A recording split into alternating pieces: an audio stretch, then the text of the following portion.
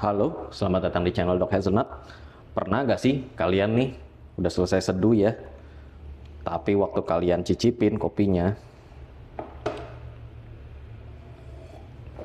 dah, ternyata rasanya asem. Nah, di video kali ini saya akan membahas solusinya bagaimana. Yang pertama-tama kita masuk ke daftar isi videonya dulu ya. Jadi pada video kali ini saya akan membahas metodenya. Kemudian setelah kita jalankan metodenya, nanti saya akan menjelaskan secara sains itu apa yang terjadi, kenapa bisa demikian. Dan yang ketiga saya akan membahas kekurangan dari metode ini. Oke, langsung saja. Kalau tadi kopi yang sudah asam ini, apa yang akan kita lakukan? Gampang banget. Teman-teman cukup pakai satu buah termos. Nah, kopi tadi tinggal teman-teman tuang aja ke dalam termosnya, lalu kita tutup dan kita kocok. Ini yang kita lakukan adalah aerasi ekstrim. Jadi kalau biasanya kita aerasi kopi itu dengan memutar-mutar server kita, tapi kalau pada kopi yang asam kita lakukan aerasi yang ekstrim. Nah, setelah selesai, bukanya pelan-pelan ya, jangan lupa karena tadi kan kopinya panas.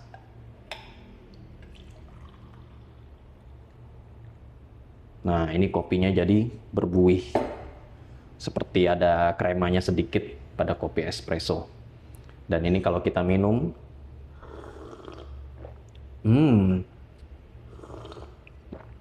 wah, ini yang tadinya si asam ini pergi jadi manis dan aromatik.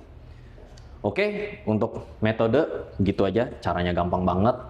Dan ini kopinya udah enak banget.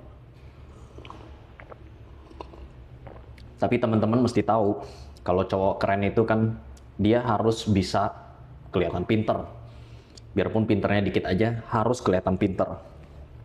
Kalau misalkan nanti dia lagi seduhin buat gebetannya, rupanya dia begini, terus ditanyain sama gebetannya, kenapa bisa begitu? Lu nggak keren. Nah, sekarang saya akan menjelaskan secara saintifiknya, apa yang terjadi. Paling tidak yang terjadi itu ada dari aspek kopinya dan juga dari aspek peminumnya.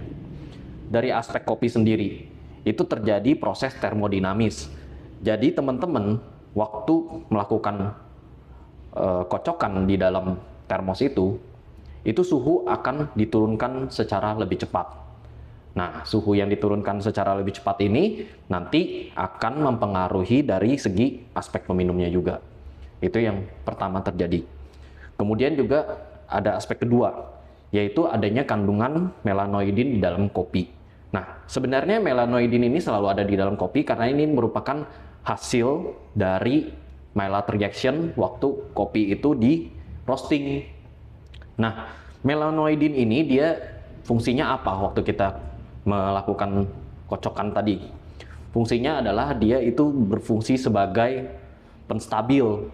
Jadi dengan adanya melanoidin ini, bubble-bubble halus di dalam kopi yang tadi kita kocok, itu dia akan lebih tertahan. Jadi dia akan membentuk suatu lapisan dan bubble-nya itu akan lebih tertahan. Dan lagi-lagi bubble halus yang tertahan itu nanti itu juga akan mempengaruhi dari aspek peminumnya. Kemudian yang ketiga adalah kandungan pada kopi, yaitu volatile organic compounds.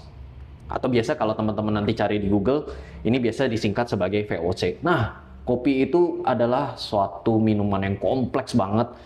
Bahkan bisa ada lebih dari 1000 kandungan volatile organic compounds. Nah, namanya aja ini volatile ya. Jadi ini dia gampang menguap di udara. Jadi dia bebas bergerak gitu. Nah, VOC inilah dia yang akan memberikan aroma pada kopi itu gitu. Jadi dengan kita melakukan tindakan kocokan tadi, nah itu VOC-nya itu dia nanti akan menjadi satu sehingga itu akan membentuk rasa yang kompleks. Jadi VOC ini macam-macam ya. Dia ada yang membentuk cita rasa nati, ada yang membentuk cita rasa fruity, ada juga yang membentuk cita rasa aroma flower dan lain sebagainya. Itu nanti saya akan bahas di video saya yang lainnya. Nah, dari aspek meminum sendiri, jadi ketika kita sudah melakukan aerasi ekstrem tadi, bubble-bubble halus tadi itu dia akan membuat VOC-nya itu dia jadi keluar. Nah, akhirnya ada istilahnya itu namanya retronasal olfaction. Nah, inilah yang termasuk faktor utama ketika kita meminum kopi. Apa itu retronasal olfaction? Jadi namanya ini adalah retro. Retro itu artinya di belakang ya. Nasal itu artinya hidung. Nah, jadi ini adalah aspek di mana kita menghirup aroma kopi itu ketika kita minum. Makanya minum kopi yang benar itu harus diseruput supaya ketika kita hirup itu ikut bagian hidung, indera penciuman kita itu ikut bekerja. Nah, dengan adanya tindakan kocokan tadi yang tadinya rasanya itu dia asam, aromatiknya jelek, karena dia sudah dijadiin satu, sehingga itu nanti komponen-komponen yang bagus, yang tadinya terpendam karena kurangnya ekstraksi, dia nanti itu akan jadi ikut naik secara bersamaan. Jadi bisa mengcover rasa yang terlalu asamnya itu.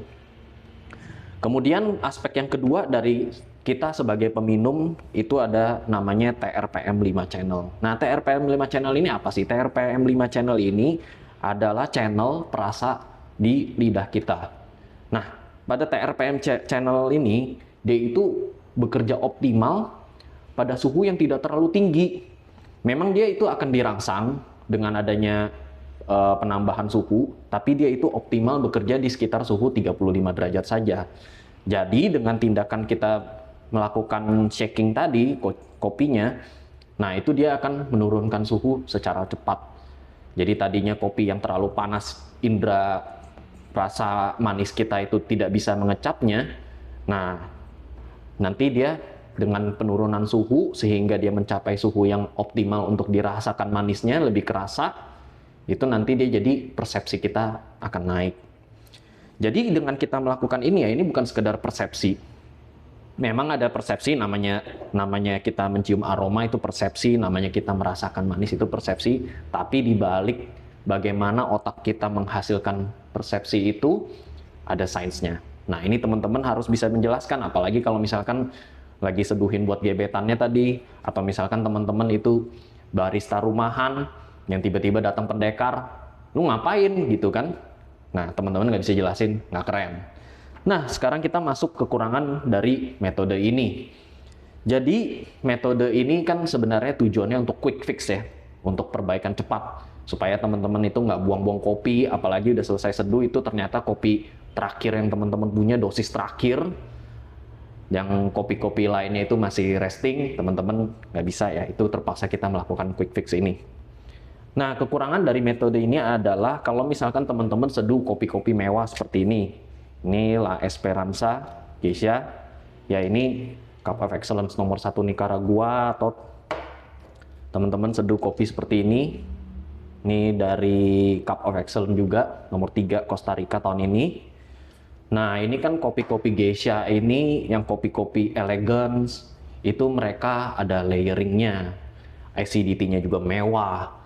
Jadi kalau misalkan teman-teman melakukan metode ini, dia yang tadinya harusnya layeringnya itu, VOC-nya itu kita nikmatinnya satu-satu, mulai dari dia suhu panas, yang segmen panas, kemudian segmen suhu sedang, sampai segmen suhu dingin, itu nanti keluarnya itu kan akan berbeda-beda. Nah, dengan adanya metode ini, yang tadinya layering harusnya terjadi, itu jadi nggak terjadi. Rasanya jadi campur aduk, dan udah pasti clarity-nya itu akan menurun gitu. Tapi ya ini makanya tujuannya untuk quick fix saja. Nah, jadi teman-teman kalau misalkan nanti ada pertanyaan, boleh tulis di komen ya.